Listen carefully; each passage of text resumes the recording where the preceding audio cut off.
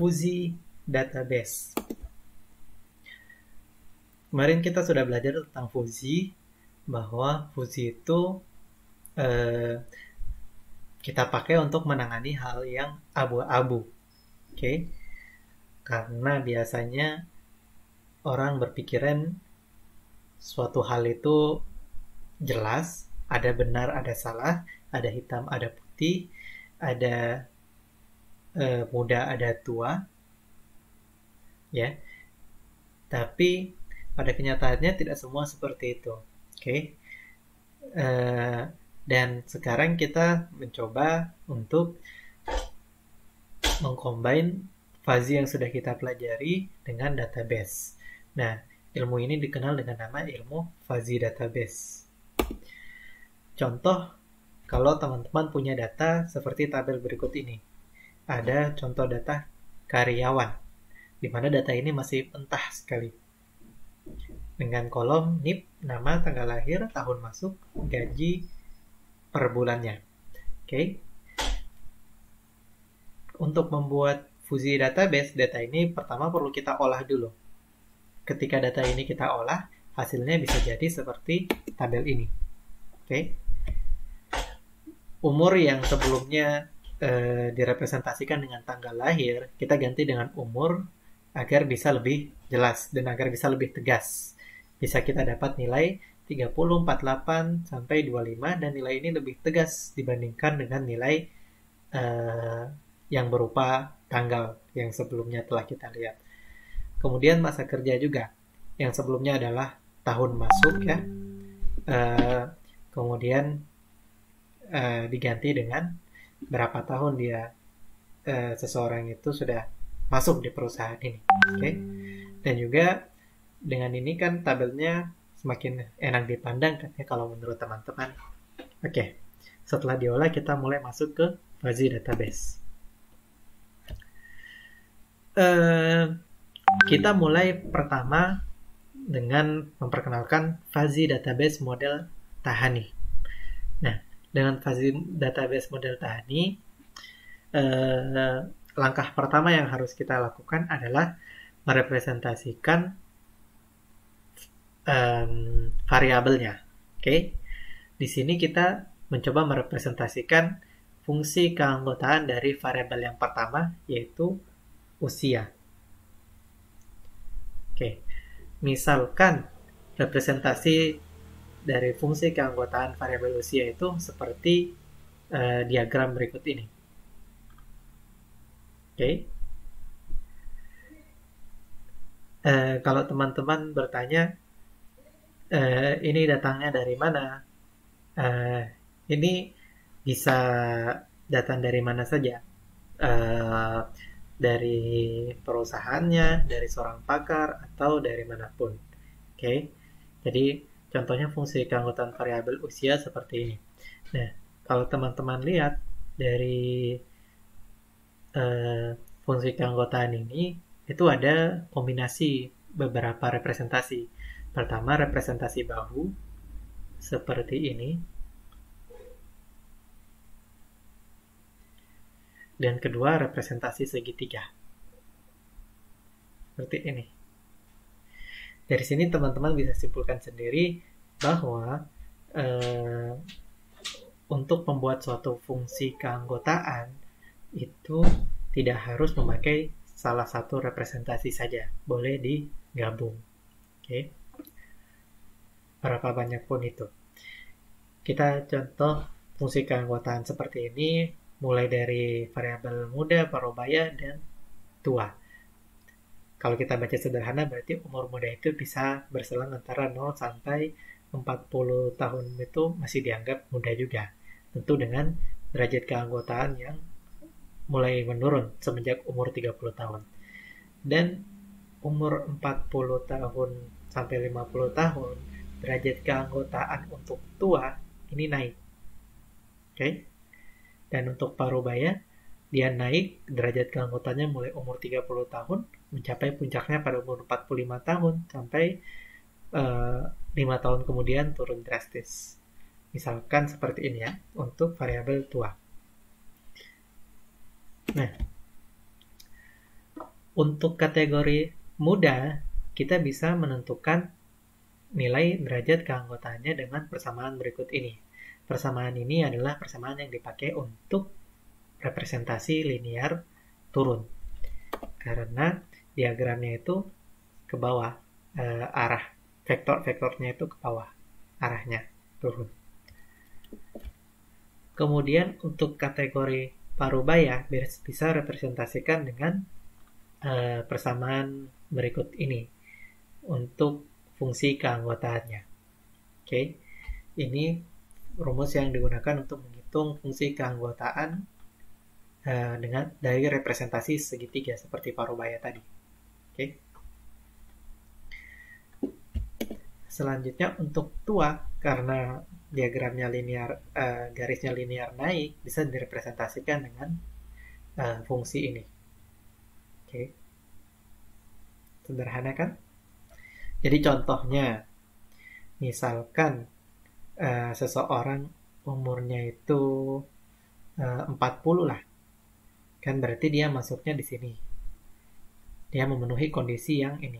40 kurang dari sama dengan X, kurang dari sama dengan 50. Berarti X ini kita gantikan dengan 40. 40 kurang 40, 0 per 50 kurang 40. 10. 0 dibagi 10, hasilnya 0. Berarti derajat keanggotaannya 0. Oke, sederhananya segitu. Dari sini kita bisa dapatkan fungsi nilai derajat keanggotaan dari masing-masing umur ini terhadap masing-masing kriteria seperti nilai-nilai ini. Oke. Nilai ini kita dapatkan dari persamaan yang telah saya tampilkan sebelumnya. Kita ambil contoh 30. Kita mau mencari tahu nilai 1 ini datangnya dari mana. 30 di keanggotaan muda. Berarti kita tidak pakai yang ini, karena ini untuk menghitung derajat keanggotaan tua, ini untuk menghitung derajat keanggotaan parubaya, dan ini untuk menghitung derajat keanggotaan muda. Berarti kita pakai yang ini.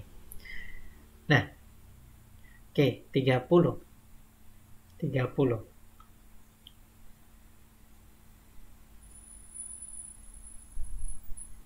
Nah, 30 dia masuk di derajat keanggotaan mana?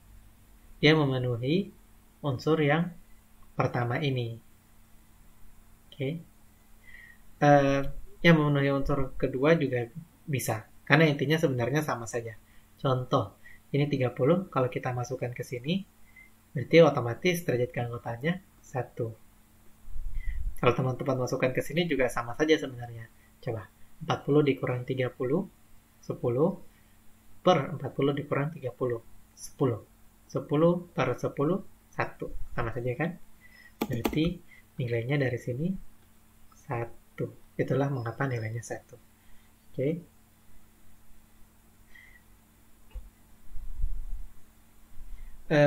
Selanjutnya, untuk variabel massa kerja. Misalkan, fungsi keanggotaan variabel massa kerja direpresentasikan dengan diagram berikut ini. Fungsi seperti ini. Oke. Maka, fungsi keanggotaan untuk menghitung derajat keanggotaan baru bisa direpresentasikan dengan fungsi ini. Oke. Fungsi keanggotaan baru ini representasi linear menurun.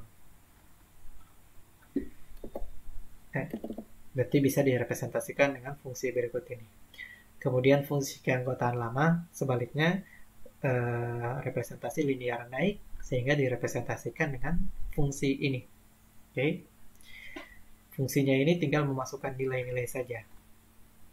Oke. Ini Y ya.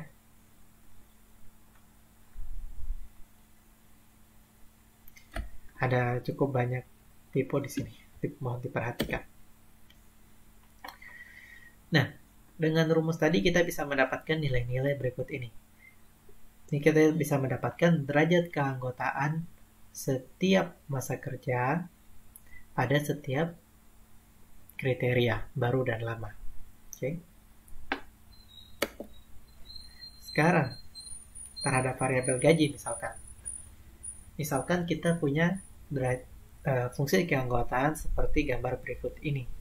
Ini gambarnya kurang lebih mirip seperti gambar fungsi keanggotaan usia yang awal tadi. Oke, karena ada representasi bahu dan ada representasi segitiga. Fungsi keanggotaannya sama juga untuk rendah, fungsi keanggotaan untuk sedang, dan fungsi keanggotaan untuk tinggi. Sekarang, untuk merepresentasikan gaji dalam bentuk derajat keanggotaan, jika teman-teman menggunakan persamaan fungsi keanggotaan pada 2 slide sebelumnya, maka kita bisa dapat nilai-nilai berikut ini. Mulai dari 0,1 di sini sampai 0 di bawah. Oke, teman-teman bisa cek sendiri, coba hitung sendiri, kemudian cocokkan hasilnya dengan tabel ini. Sekarang, coba pertanyaannya. Siapa saja karyawan yang masih muda tapi memiliki gaji yang tinggi? Nah, kalau misalkan kita pakai database konvensional seperti gambar awal tadi, gambar ini, kita mau cari tahu siapa saja karyawan yang muda dan memiliki gaji yang tinggi sih. Jika diurutkan, bagaimana caranya? Nah, hal ini akan lebih mudah jika kita telah representasikan tabelnya dalam bentuk fuzzy tadi. Dalam bentuk fuzzy database ini. Seperti ini. Seperti ini. Dan seperti ini. Oke. Berarti persyaratannya umur muda dan gaji tinggi. Kita lihat saja. Kita ambil variabel muda dan tinggi. Umur muda untuk setiap karyawan. Oke. 0,4, 0,3, 0,1, 0,3 sampai nilai yang 1. Oke. Kalau saya balik ke slide sebelumnya, slide yang umur, berarti kita ambil yang ini, kolom yang ini. Nah,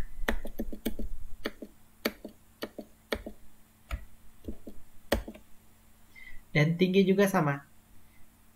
Dari gaji yang sebelumnya tadi, kita ambil kolom yang ini. Oke. Kemudian kita ambil nilai minimalnya di antara dua kolom ini. Contoh, 0,4 dengan 0,5 minimalnya 0,4. 0,25 dengan 0,3 minimalnya 0,25.